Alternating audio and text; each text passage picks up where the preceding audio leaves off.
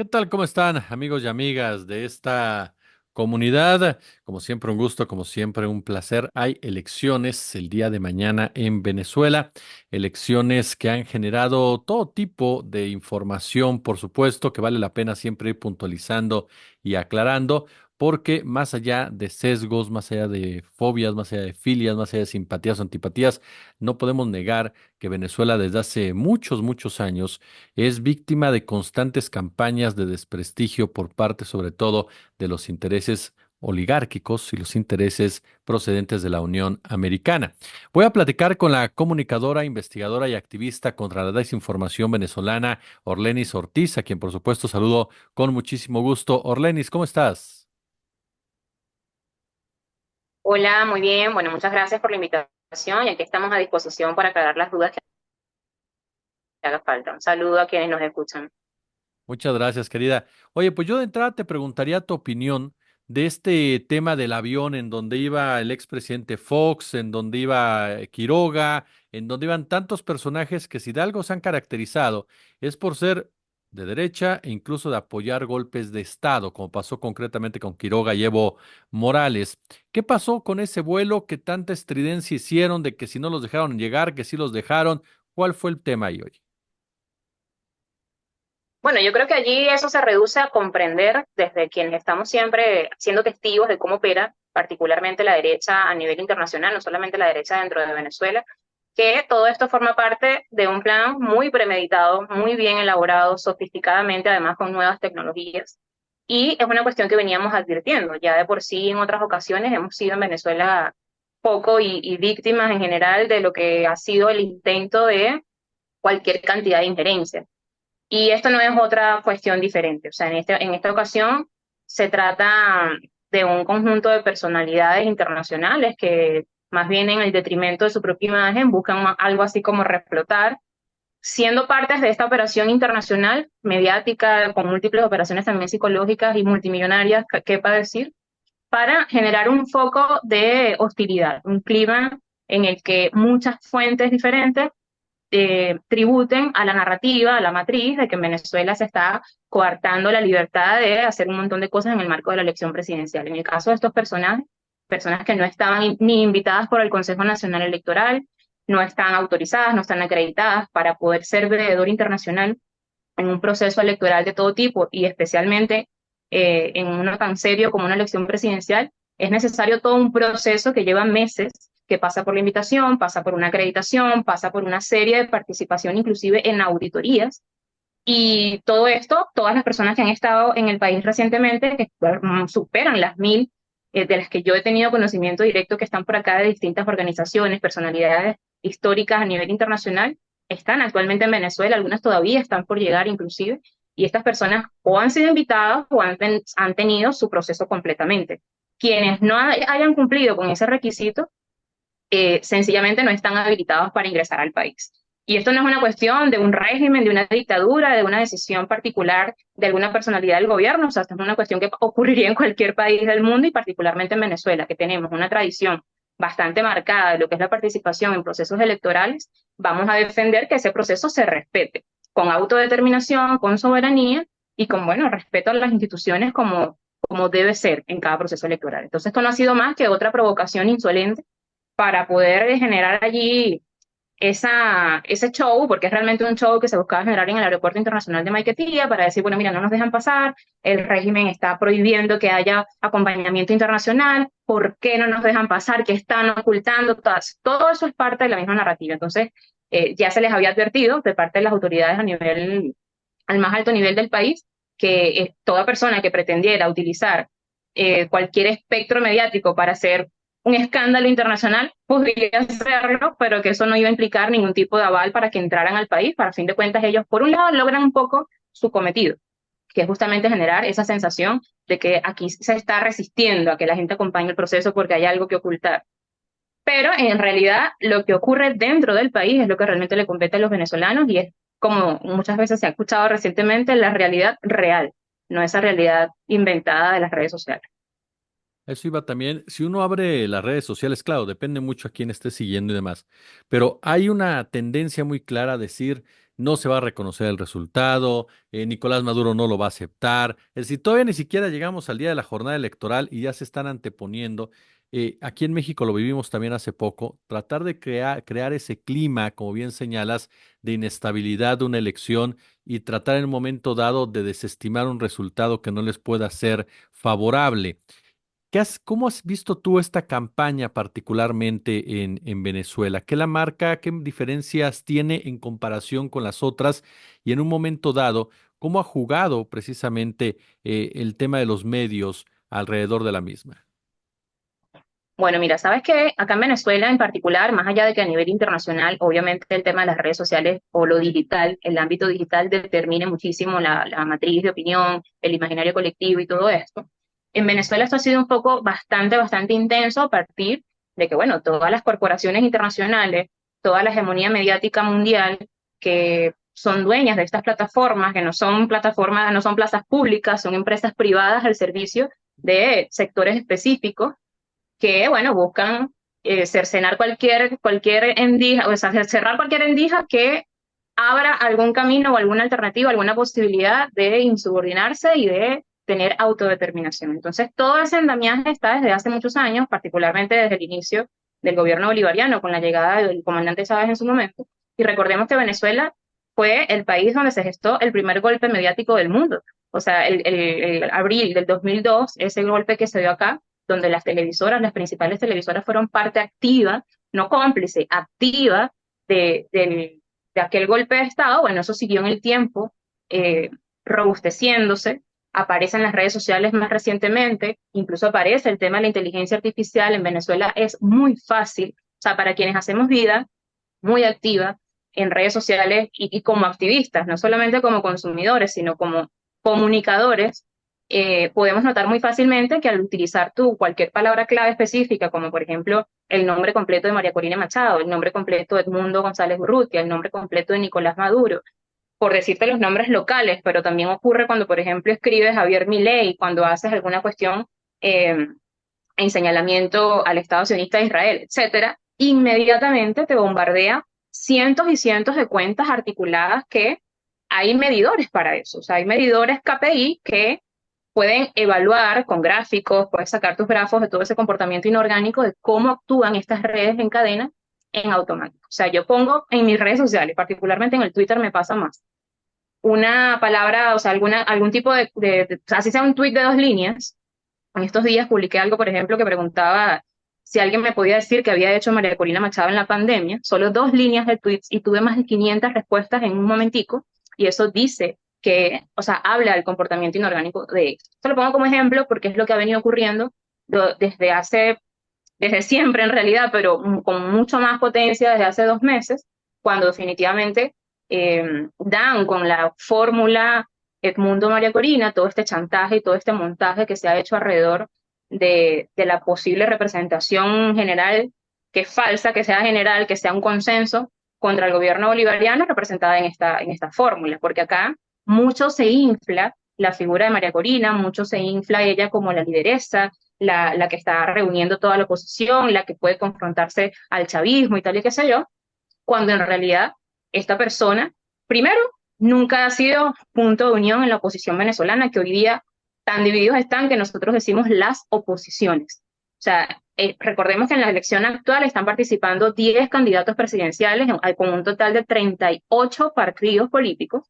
donde el chavismo ya, o sea, va con una sola propuesta, que es el presidente Nicolás Maduro, candidato ahora a la reelección. Entonces, toda esa diversidad de opositores que están postulándose describen buena parte de la realidad interna que ocultan afuera. Aquí siempre le dieron bombos y platillos, mediáticamente hablando, a las movilizaciones de María Corina y Edmundo, pero anularon el resto de las convocatorias de calle que habían hecho estos otros candidatos opositores, que no son menores, ciertamente no están en la misma proporción de las que tiene esta fórmula, pero existen. Entonces hay toda una construcción mediática que pasa por múltiples aristas, o sea, pasa por la alineación de pequeños medios digitales que luego son replicados por influenciadores, que luego son ellos también replicados por medios nacionales e internacionales también digitales, luego son citados por personalidades del espectro político internacional, luego aparecen unas que otras organizaciones oficiales multilaterales, ni hablar de la cantidad de organizaciones no gubernamentales que se la pasan siempre siendo como que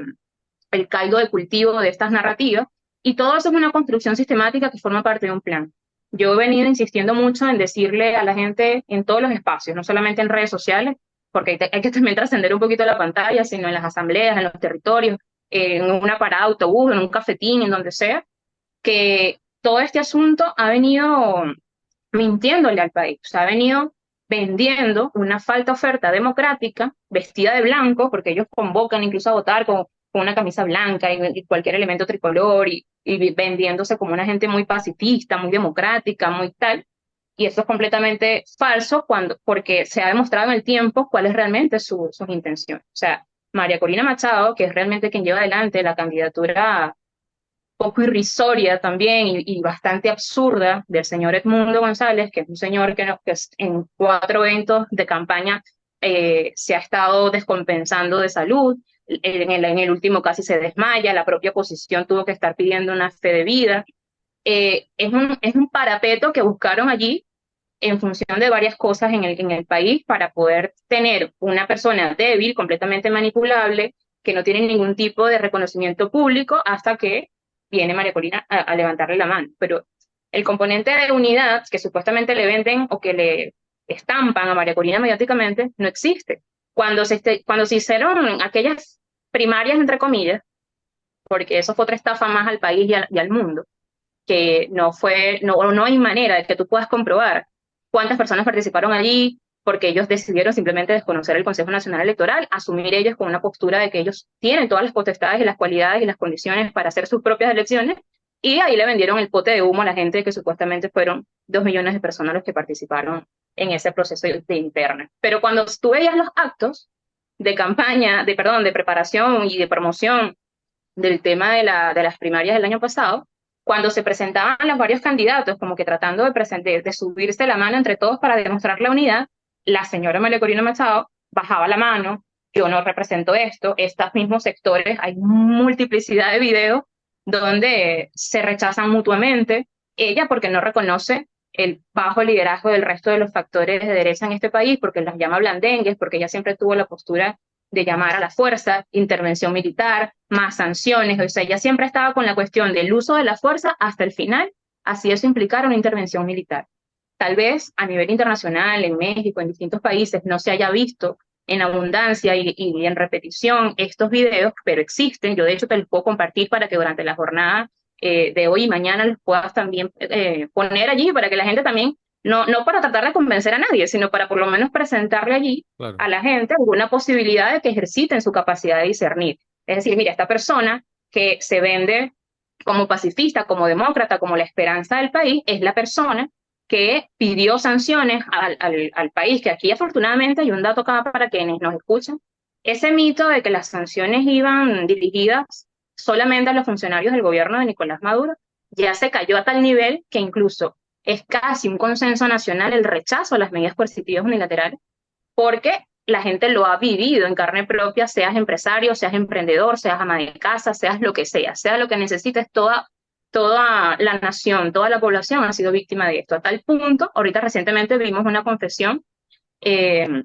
de hecho, déjame leértela aquí rápidamente, yo lo acabo de compartir en Twitter, de este personaje que está reconociendo, o sea, es una confesión, dirían a relevo de prueba, ¿cómo es que? Confesión de parte, relevo de pruebas. Dice, para todo el que las niega, hoy el propio Washington Post confirmó con datos una publicación donde dice, las sanciones a Venezuela contribuyeron a una contracción económica aproximadamente 3 veces mayor que la causada por la Gran Depresión en Estados Unidos. Eso lo publica The Washington Post, que chavista no es. Ujú. Entonces, todos estos elementos es importante que nosotros los tengamos ahí en la mesa, que sepamos que todo forma parte de una gran operación sistemática, ahora mucho más sofisticada, que lo que trata es de vender la campaña electoral que se hizo a nivel nacional, que sí tuvo movilizaciones importantes, que sí tuvo recorrido en todo el país, pero que lo que funciona es como una nueva estafa a la gente que cree en ellos, desgraciadamente, porque ellos no creen en las elecciones, no creen en las instituciones que son rectoras del proceso electoral, no creen realmente en el proceso democrático, en la participación, que recordemos en Venezuela, a partir del 98 empezó a transformarse la visual de la democracia, en vez de ser solamente representativa, a ser una democracia participativa y protagónica, donde la gente realmente tiene poder por las vías múltiples de la ley, del reconocimiento al actor político popular, etcétera. Entonces, históricamente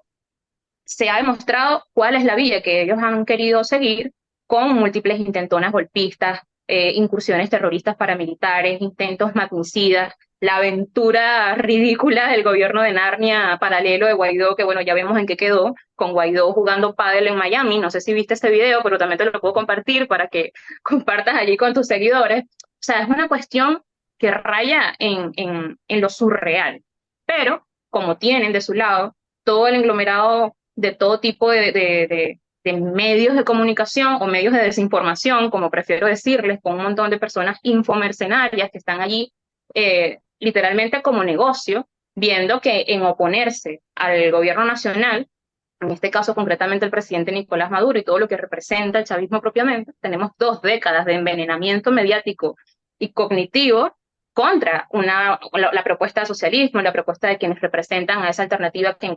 caso de Venezuela es el chavismo, y son 2 décadas de bombardeo a tal punto de que ahorita sí hay un montón de gente, lamentablemente que hay millones de personas que compran esas matrices, y es difícil cuando también tiene ciertas deficiencias, digamos, de este lado, para comunicar lo que se hace. O sea, mientras te siguen repitiendo en redes sociales que las escuelas se están cayendo, que en los hospitales no hay insumos, que es cierto que en muchos hospitales no hay insumos, que, que todo está con muchas mejorías por delante, no te dicen cuántas universidades se inauguran, cuántos hospitales se restauran, cuántas obras públicas se realizan a la vista de todos, y sobre todo te ocultan la cotidianidad de Venezuela. O sea, tú sales acá, si tú hubieses venido hace 7 años, ponte, en el 2017 fueron las mal llamadas guarimbas, que son estos episodios a los que ellos quieren volver, de terrorismo urbano, de violencia política, de todo lo que vimos también después en Nicaragua, ya habíamos visto en Ucrania, etcétera. Entonces, esos episodios de hace 7 años generaron también buena parte ¿cómo se llama? De la migración económica venezolana. Insistimos en denunciar cómo se desarrolló la crisis, pero parece que nunca es suficiente poder explicarlo. Se cree que las sanciones han comenzado, mal llamadas sanciones, han comenzado en 2017 también, y no. O sea, hay como un elemento, una línea recta que te puedo decir para llegar al punto que quiero llegar. 2014 comienzan las sanciones contra Venezuela. En el mismo 2014 comienza la caída de los precios del petróleo, que es nuestra principal fuente de ingreso nacional. Somos un país rentista, o por lo menos estamos tratando de dejar de ser exactamente solo eso. O sea, ahorita estamos diversificando todo eso, pero esa es otra historia para otro programa posiblemente. Pero bueno, en ese momento un país dependiente casi absolutamente de su renta petrolera, empieza la caída de los precios del petróleo, empiezan las sanciones, 2015 el decreto de Obama, 2017 las mal llamadas guarimbas, 2018 más incursiones golpistas, 2019 la aventura de Guaidó robándose cualquier cantidad de recursos de Venezuela en el exterior. Es decir, todas estas cuestiones han acumulado una condición crítica en Venezuela, económica principalmente, que generó en el país condiciones de todo tipo. Recordarán, toda la bolita del mundo recordará, en el 2015 en particular, que ese era un año electoral parlamentario, que fue cuando la oposición ganó la Asamblea Nacional. Ese año había la foto de las colas, la foto del desabastecimiento,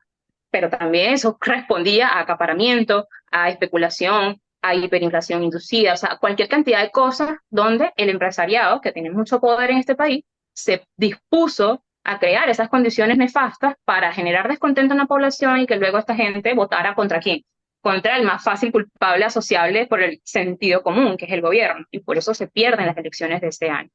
Entonces, tú recuerdas todo ese panorama, si hubieses venido para acá lo hubieses vivido, todo lo que era irrefutable decir en términos de imagen, pero si había un argumento detrás muy potente que tal vez no se supo explicar correctamente, pues ahora el que llega a Venezuela, sea o no sea chavista, sea de la oposición o no le interese la política o lo que sea, incluso personas que han sido permanentemente fuertes despotricadores del gobierno nacional han venido a decir Venezuela es otra. O sea, esto es un país que yo no estaba en mi cabeza encontrar, gente que está encantada, que estaba feliz de poder encontrar un anaquel no solamente lleno, sino súper diversificado, o sea, lo que te pase por la cabeza se puede encontrar aquí, la dinámica económica, el crecimiento que es irrefutable, o sea, la CEPAL proyectó más del 4% de crecimiento de Venezuela este año y es el más alto de la región, etcétera, ¿no? Frente, por ejemplo, a cuestiones tipo Argentina, donde se le vendió a la gente que con la derecha se está peor y mira los indicadores que está teniendo Argentina, que siempre ha dicho que no, que nos van a convertir en Venezuela y ahora es al revés, ahora más bien la gente dice, ojalá tuviéramos por lo menos los números de Venezuela, donde organismos internacionales, incluyendo hasta el Fondo Monetario Internacional, han reconocido el crecimiento de Venezuela. Entonces, eso evidentemente no lo van a decir en los medios, hay mucho que mostrar. Yo hace unas semanas, la última semana, perdón, estuve mostrando muchas cuestiones en vivo en la calle, porque eso es parte también del desmontaje, que no solamente se muestren los videos que nosotros tengamos allí a bien grabar, sino las transmisiones en vivo. O sea, que yo pueda estar frente a una plaza que está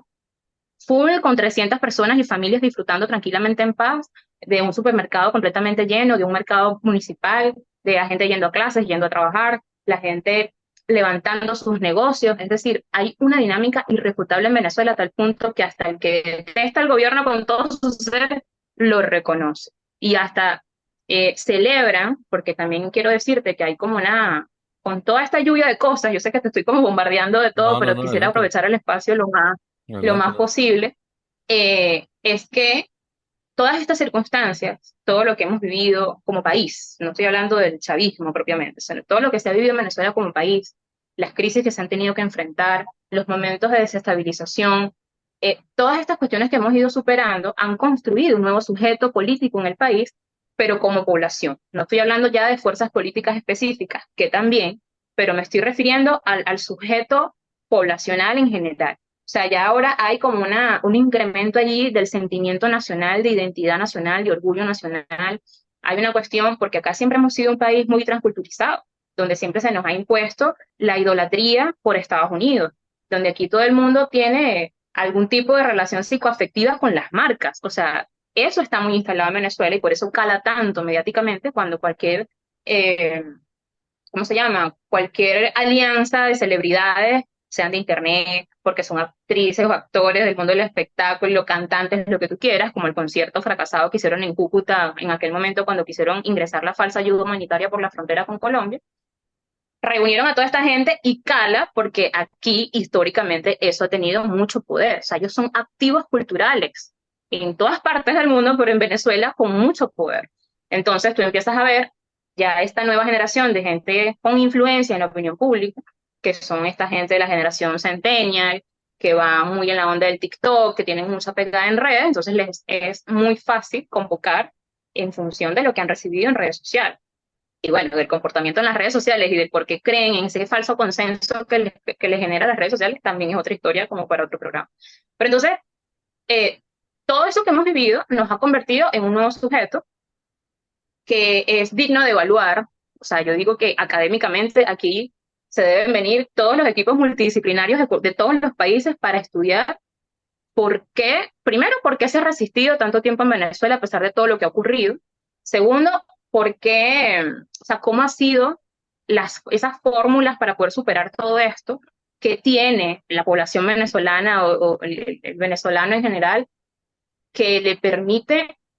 no solamente resistir, sino avanzar y superarse de todo lo que se le ha impuesto. O sea, porque no es nada más que eso lo dice Nicolás Maduro, o lo dice quienes están formando parte del funcionariado de gobierno, o quienes defendemos la revolución bolivariana, no. Es que vemos, ya no solamente en expertos investigadores académicos que te dan datos duros, investigados con mucho rigor, sino que los propios perpetradores de estas nefastas condiciones a nuestro país, de las dificultades para pagar nuestras cuestiones internacionales, para importar lo que necesitamos, los insumos, la compra de todo tipo de cosas, eh, están confesando abiertamente, abierta y cínicamente, que ese era el propósito de las sanciones. O sea, hay un libro, yo creo que lo tengo por aquí, no lo tengo a la mano, lo tengo abajo, que se llama El arte de las sanciones. O sea, el arte de las sanciones.